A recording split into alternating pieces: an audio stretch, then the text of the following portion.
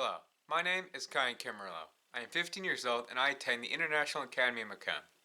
The International Academy of Macomb is a school that prides itself on creating a safe and diverse environment for its students to learn and develop. I have been able to develop as a learner by using the ATL skills that have been taught to me while attending the academy. For my personal project, I decided to use these skills to answer an important question that has entered my mind long before I started learning at the International Academy of Macomb. This question is, what myths has society normalized about depression, and how has those myths affected the populace who have depression? I will be discussing the most common myths about depression and discussing how these myths affect people with depression. I will also be discussing some do's and don'ts on how to talk to people with depression. Alright, so before we can discuss the myths about depression, we must first understand the basics. When I say the word depression, what comes to mind? Well, what I think of are people experiencing it where they want to sleep a lot, don't have motivation, and are just truly suffering from it in life and not able to cope with it. That's what I think of first. Um, what comes to mind is the clinical definition, not so much like what it means to me, but expressing sadness and disinterest in activities as well as lack of motivation towards things that are commonly done, that Yeah. you'd commonly do. Like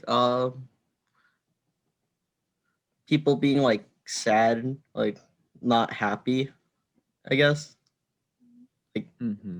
Just people being unsatisfied and happy with their lives or how things are going in their lives, or money wise, the economy going down. Major depressive disorder affects a person's mood with feelings of sadness and a lack of interest and motivation. Depression can be difficult to understand because it's an illness that affects thoughts and feelings, as opposed to notable symptoms like that of a cold, for example. Depression has symptoms based on how someone feels. Now, there are four main characteristics of the symptoms of depression. These are emotions, thoughts, physical, and behavioral symptoms. Some feelings that someone with depression may experience are feelings of sadness, anger, anxiety, guilt, fear, and mood swings. Some thoughts that someone with depression may feel, they include suicide, self-harm, death, confusion, and indecisiveness. Some physical symptoms of depression may include fatigue, a lack of energy, and a change in sleep schedule. And lastly, behavioral symptoms. Some behavioral symptoms of depression include social withdrawal, a lack of interest in activities and hobbies, a neglect of responsibilities such as chores, schoolwork, personal hygiene, and they may also be easily agitated and annoyed. Now it is time to move on to our first myth.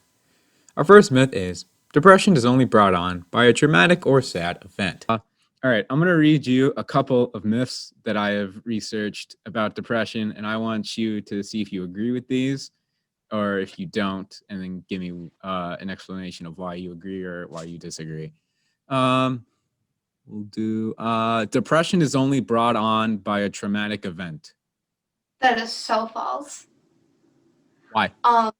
Well, yes, trauma can be a contributor to depression, but I mean, depression can also, it can just be clinical, where it's just like you're just depressed and there's no real reason. And that doesn't make the non-reason depression any less severe than depression that's brought on by trauma. It's all depression.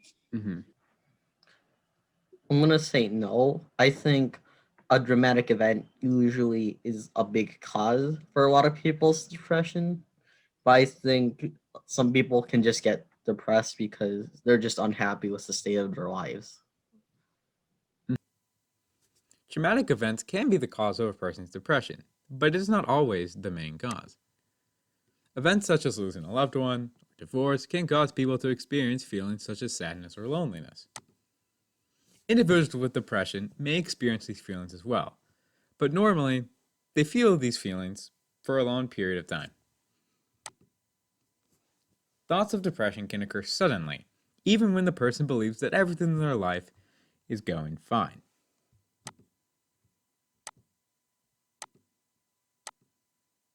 Now for our next myth. Our next myth is depression only affects women. Society tends to downplay men's depression. Do you believe that depression is also a men's issue, or is it more a woman's issue, or completely a woman's issue? It's anyone's issue. You could not even identify as a gender and it could be your issue. It's anyone's issue. And I do agree it is downplayed for males. Okay, let me tell you that's stupid. Stereotypically, depression just presents itself differently in men and women because men tend to be raised just because of how the difference in raising boys and girls. Men tend to have more violent symptoms of their depression, while women have the more depressed symptoms of depression. It's still depression, they're just handling it differently. And that's mostly because of how they're raised and how they were taught to deal with their emotions. So yes, men and non-binary people experience depression. Due to this very popular belief, many men who suffer from depression choose not to speak out. This is done because most men believe that if they reach out and try to get treatment, they will be seen as less of a man to society. As seen by this graph, men have higher rates of suicide as compared to women. Phrases like boys don't cry and be a man give off the impression of men and boys that it is considered feminine and unmasculine to show your emotions. Our next myth. Depression is the same as being sad. Would you agree or disagree that depression is the same as being sad? Definitionally, they are the same things, but there's a difference. Like, obviously, if I bomb a math test, I might be a little upset about it. But if I were having if I was having an illness and then I was in the hospital for a while and I came out, I would say that, like, because of whatever would have happened to my body during that illness, that I would have probably experienced symptoms of depression. Or if I had IED, intermittent explosive disorder, same type of thing that causes, excuse me, You're good. that causes anger outburst. That would, I guess, fall under the idea of depressive symptoms, as well as things with anxiety and lack of motivation, motivational issues, as well as forms of AED. Those all sort of play into an idea of depression and not just being sad. There is a huge difference between being sad and being depressed. A person's depression can be brought onto them by feelings of sadness. What separates depression and sadness is that depression normally doesn't go away on its own, and is more difficult to treat than feelings of sadness. There are also more feelings that people with depression may experience, such as anxiety, stress, and thoughts of loneliness. Do you think depression is a form of weakness? I think it depends on where you are with it. I think if you're working through it, it was a weakness at first, and it's becoming strengths. And then if you're recently diagnosed, or you're new to it, or you just don't know what you're doing with depression, I think it would be a weakness, because you just don't know what to do, and you're not always looking for help. But if you're working through it, I think that weakness turns into a strength for you. Not at all. When people are depressed, sometimes they cope with it and don't even show that they're depressed.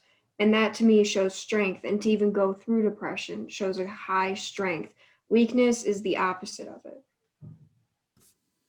Our next myth. Depression is a weakness. Depression is a mental disorder associated with the chemistry of your brain and has nothing to do with your strength, character, or personality. It's not something that someone can force themselves to get rid of or easily snap out of. No one chooses to become depressed. No one chooses to adopt these feelings and these habits. It's something that you can't control.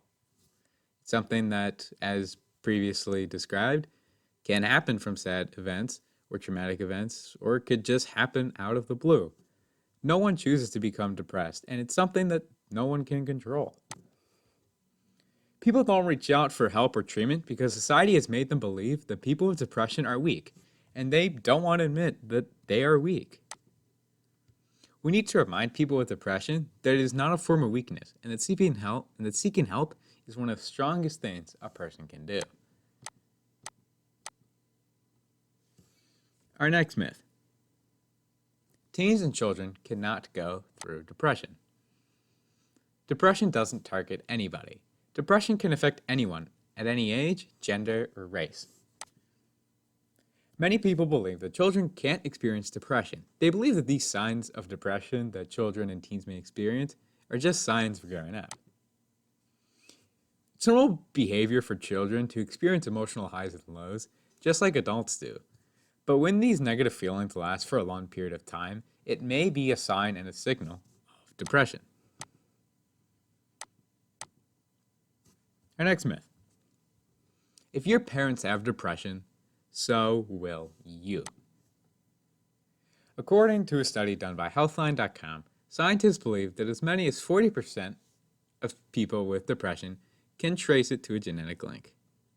Environmental and other factors make up the other 60%. From this study, genetics does play a part in depression, but it is not the only factor in developing depression. As seen from the study, it's less than half of the reason why people have depression. This means that if a parent has depression, the child isn't guaranteed to also have depression. If someone is aware that their parents have depression and they believe that they also have depression, they might neglect any potential factors that may be the root of their depression, such as addictions or abuse. Our next myth. Talking about things makes it worse. Do you believe that talking about depression makes things worse? No, I think that talking about depression makes it a less uncomfortable topic because it's usually a very uncomfortable thing to talk about. But when you hear about it more, you just get used to hearing about it, and so you're more open to thinking deeper about it and really like accepting that like this is something that happens. This is a problem in our society and we need to fix this. But if it just keeps being swept under the rug and seen as taboo, then first off, people feel ashamed for having problems, which will decrease the amount of people who go seek help, which just increases suicide rates. So it's very important to open the conversation about depression, but also to do it in the right way. It depends on the person. I think usually it will be beneficial, but sometimes it could worsen things. I think normally it, and like I like if we had like a ratio, I'd say like 80% out of all cases of depression, talking would be helpful. But like for like 20%, I don't think it would be. For a lot of people, being left alone with their dark and depressing thoughts, and even suicidal thoughts, is more harmful than talking about these feelings to people. When people talk to friends, family, classmates, teachers, or mental health professionals such as therapists and counselors, this makes people feel that they are not alone. Alright, now we are going to move on to some do's and don'ts of how to help and how to talk to a depressed friend or family member. Now let's talk about the do's. You want to listen to them. Let them talk. Let them explain their problems, their difficulties, and their situation. You also need to be patient. As highlighted in the next bullet point, you need to understand that depression is not a quick and easy fix. There's going to be some long and difficult steps when it comes to treating someone's depression, but you need to be with them. You need to and let them know that you are on their side. To do this, you can say phrases such as, "You're not alone. Tell me what I can do to help. I care about you and want to help." These phrases make them feel that they have someone to trust and they have someone to confide in. And by saying these phrases, you let them know that they are truly not alone. And they are not going by this, and they are not doing this by themselves. They have someone in the form of you and all of their other loved ones. Now, some don'ts. Do not take anything personally. If someone who you're talking to has depression, and they may say some things related to symptoms that we have discussed before, you can't take it personally. They can't control it.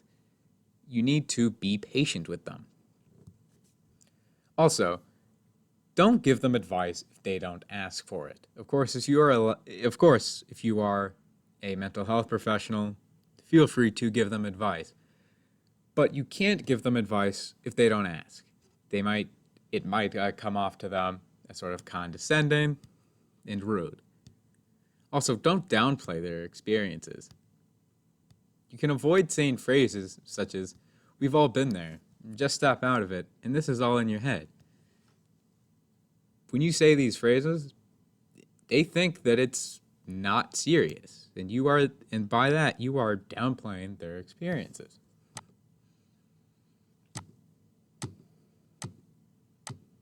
These are some popular hotlines for suicide and depression. I will link these again in the description at the bottom of the video. But just if you want them, they're out there. I have posted the link for the National Suicide Prevention Hotline, the SAMHSA National Helpline, the National Hopeline Network, and the Trevor Project Lifeline. Now, I want to talk about some really good organizations about mental health. First one is Mental Health America. Mental Health America focuses on the needs of those with mental health issues. They advocate for preventing mental illness through education, research, and advocacy. Next is the Trevor Project. The Trevor Project prevents crisis intervention and suicide prevention services to lesbian, gay, bisexual, and transgender youth.